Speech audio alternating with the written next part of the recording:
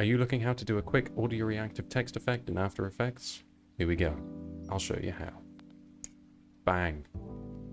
So, straight in. What we're going to do, we've got our composition set up. We're going to import your music file. I've just got some non-copyright music here. Just going to shove that into the project.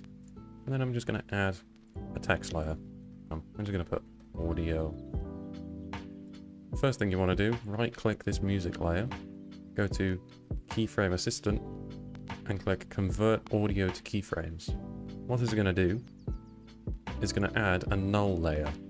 And here, you can see that what it's done is created a bunch of keyframes from the music. So it's detected where different beats or different hits or different instruments come in with the music, and it's created a keyframe at each one. So what you can do now is open up your text layer, go to transform, and whichever one of the transforms you want to do, you can just pick up with one of the pick wheels, click it to one of the sliders, and you'll notice it's gone.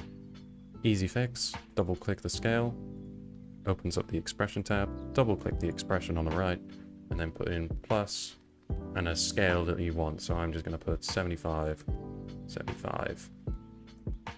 So just move it a little bit and the text should reappear. So this is the effect that you've just got, just from putting that expression in and picking the pick wheel.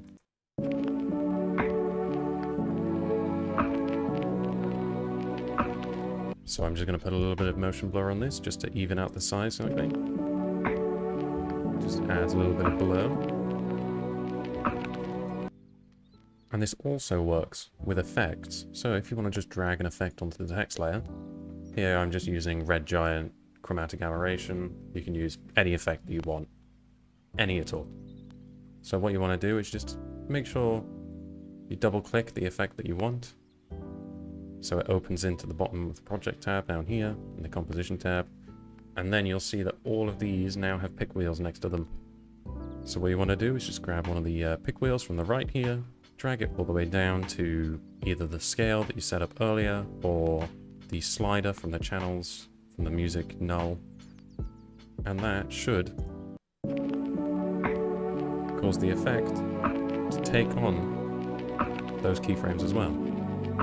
And that's it. That's how to create audio reactive text in After Effects. You can do it with either text, you can do it with nulls, you can do it with adjustment layers, you can do it to anything you want. And it's a pretty good looking effect if I don't say so myself. But yeah, that's all. Thanks for watching, and I'll see you next time. Peace.